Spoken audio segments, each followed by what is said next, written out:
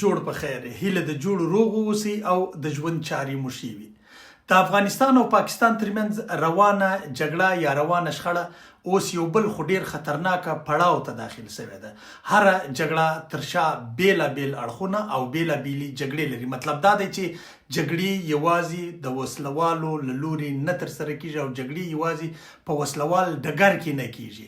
د افغانستان او پاکستان په جګړه کې هم لکه څنګه چې د نړۍ په نورو جګړو کې پیښیږي نفسیاتي جګړه برخه لري، تبلیغاتي جګړه برخه لري، د صفوفو د پاشلو او د صفوفو د بې اعتباره کولو جګړه برخه لري، او همداراز په نړیواله کچه د ډیپلوماسي او د لابینګ اړخونه ډیر زیات مهم دي.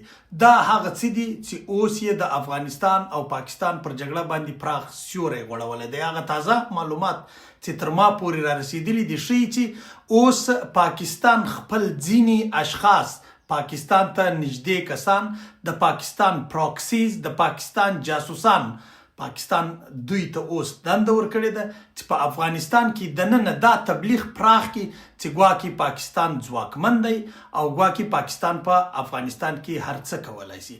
داسې نه ده. هیڅ هیواد ځواکمن نه دی او هیڅ هیواد کمزوری نه دی. دا د نړۍ په انساني تاریخ کې ثابت شوی یو عمل دی. نه په بمباریو باندې غزه له منځه ولاړله او نه په زور په اټم بمونو او ډیرو تیارو او ډیره ټکنالوژي باندې امریکایانو او اسرائیلو ایران کنټرول کړای شو. نو دا هر څه خپل اړخونه لري. خو د افغانستان او پاکستان ترمنځ د رواني جګړې مهم اړخ اوس تبلیغاتي او نفسیاتي دی. له کمې ورځې څخه چې پاکستان د امریکا او ایران ترمنځ د روغې جوړې مرحلې ته راوتلی دی، له هغې ورځې په افغانستان کې د پاکستان په ملاتړ تبلیغات زیات شوي دي. له هغې ورځې په افغانستان کې نه یوازې دا چې د پاکستان په ملاتړ تبلیغات زیات شوي دي، بلکې ځینو مشخصو ځایونو کې داسې ویناوې اورېدل شوي دي، داسې خبرې اورېدل شوي دي چې افغان صفوفو ته خلک ورننوتلي دي. خلک دا وایي چې ګواکې پاکستان زورور دی او له پاکستان سره هیڅ نه کیږي. په کار دا ده چې له پاکستان سره غاړه یوړل شي. د پاکستان سره غاړه وړل د افغانستان د هر نظام په خاتمه تمامه شوې ده. د بیلګې په توګه چې کله د زبلند تاریخ ته راسم، چې کله ډاکټر نجیب الله د پاکستان سره د غاړې وړلو لپاره را میدان ته سو، د ملي روغې جوړې طرحه یې وړاندې کړله. په هغه صورت کې د ډاکټر نجیب الله واکمني ړنګه شوه، مجاهدین واکمن شول او مجاهدینو له بده مرغه د افغانستان هستي و نیستي ټوله پر پاکستان وپلورله. یا پاکستان دا کار په خپله وکړه او تر ډیره بریده پورې د مجاهدینو په لاس باندې وکړه. دوم چې کله د تیر امارت پر مهال باندې چې تر ډیره بریده پورې تعلقات اړیکې له پاکستان سره ډیرې نږدې وې، پاکستان تر ډیره بریده پورې په افغانستان کې واکمن بلل کېدی. هغه وخت چې کله طالبانو اعتبار په پاکستان باندې وکړ، د پاکستان د طالبانو واکمني ړنګه کړه، امریکا ته یې اډې ورکړلې او د امریکا د اډو خبره به هغه وخت موږ کوله. اوس یې دوی په خپله کوي چې امریکا د تیر 20 کلن جمهوریت پر مهال هم په پاکستان کې اډې درلودې او تر هغه دمخه هم درلودلې. نو دا یو بل اړخ دی. دا واکمني هم پاکستان ړنګه کړه. یعنی د طالبانو لومړنۍ واکمني، لومړنۍ امارت که څه هم ونړاوه، امریکا شخړه له امریکا سره، خو ډیر رول په هغه کې پاکستان ولوباوه. نو یو دا یې دومه واکمني وله، دریمه واکمني وله چې پاکستان ړنګه کړه. څلورمه واکمني چې بیا د پاکستان د تبلیغاتو، د پاکستان د اثر رسوخ له کبله، د پاکستان د جګړو له کبله ړنګه شوه په افغانستان کې. هغه دا و چې د افغانستان تیر جمهوریت بیا په پاکستان باندې اعتبار وکړل.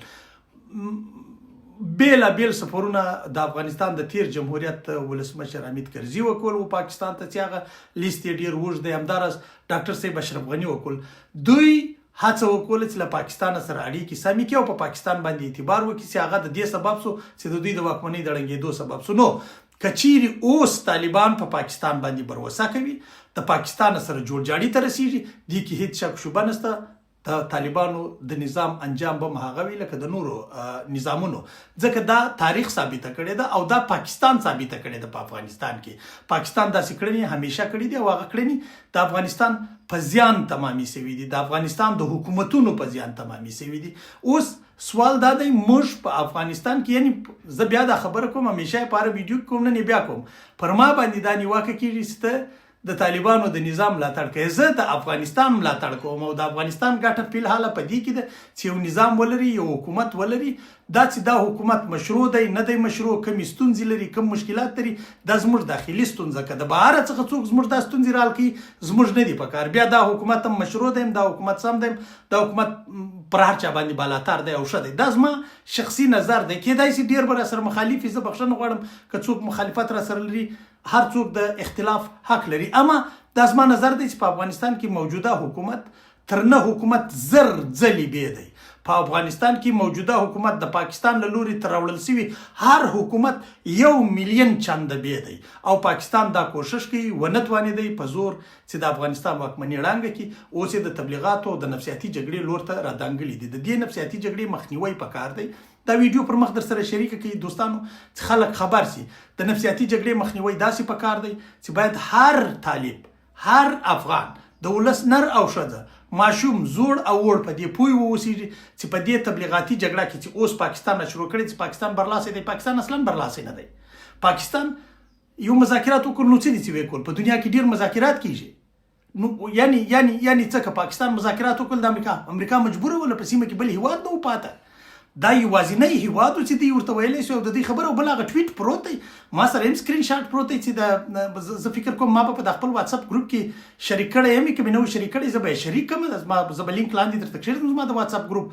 په هغه کې د ډیکټیټ سوی یعنی لیکل سوی ټویټ له امریکا راغلی دی، شهباز شریف خپور کړی دی. دا په نړۍ کې بل هیواد نه کوي، دا دوی کوي. خو د دې معنا قطعا دا نه ده چې د افغانستان واک او چارې به پاکستان ته سپارل کېږي. قطعا نه. افغانستان د چا د پلار میراث دی چې ټرمپ نه د ټرمپ د پلار میراث دی دی پاکستان ته ورسپاري، او نه پاکستان دومره جاغور لري چې افغانستان وزغملی سي یا یې وساتلی سي. افغانان سرکشه خلک دي. افغانستان له خپل افغانانو همیشه له خپلې خاورې دفاع کړې ده، اوس به یې هم کوي. دا د وسیم وکوله، سبا یې هم کوي. ډېر خلک دا وایي چې هلې 400 کسان یې راشهیدان کړل، ورسې غچ واخلئ. د غچونو نورې طریقې دي. هغه ټول شان سړی پر ویډیوګانو باندې نه وایي. هر څه به خدای خیر کړي. اوس چې د حالات نورمال دي په نړیواله کچه پاکستان ته د رسنیو په مرکز اوښتی دی. ښه دی چې د حالات همداسې نورمال وي. ښه دی چې څه نه پیښېږي، ځکه موږ نه غواړو چې د پرې ګوته افغانستان ته ونیول شي. خدای دې وکړي هوښیاران زما په خبرو باندې پوهېږي. خدای دې وکړي چې پوه شوي اوسئ. هېڅ نه پاتېږي، نه غچ پاتېږي پټ، نه د افغان بیا د بیمه د سپي غچ نه دی پاتې شوی، د انسان غچ قطعا نه پاتېږي. دا یوه خبره در سره نوټ کړه. دا نشي کېدلی چې ټول افغانستان د غچ له خاطره اور ته ولویږي یا ټول نظام د غچ له خاطره اور ته ولویږي. دا صحیح کار نه دی. ژوند خدای مو شاده باد او بریالي لره. د تبلیغاتي جګړې مخنیوی پکار دی. د تبلیغاتي جګړې مخنیوی پکار دی. دوستانو، مبارزینو، پر افغانستان مینو، د افغانستان ولسه د پاکستان پراکسیزو ته ودرېږي. هر هغه څوک چې دا وایي چې پاکستان ځواکمن دی او پاکستان په افغانستان کې هر څه کولی شي، هغه سړی د پاکستان جاسوس دی، هغه د افغانستان دوست نه دی. د هغه باید ورټل شي، هغه باید رسوا شي، هغه باید ټولې دنیا ته ورښکاره کړل شي چې دا سړي دا څه ویلي دي او دا له موږه نه دی. نو هیله ده ویډیو مو خوښه شوې وي. تر بلې لنډې ویډیو انشاءالله که ژوند ډېر څه به سره ووایو. نورې خبرې هم شته. خدای مو آباد لره. ژوند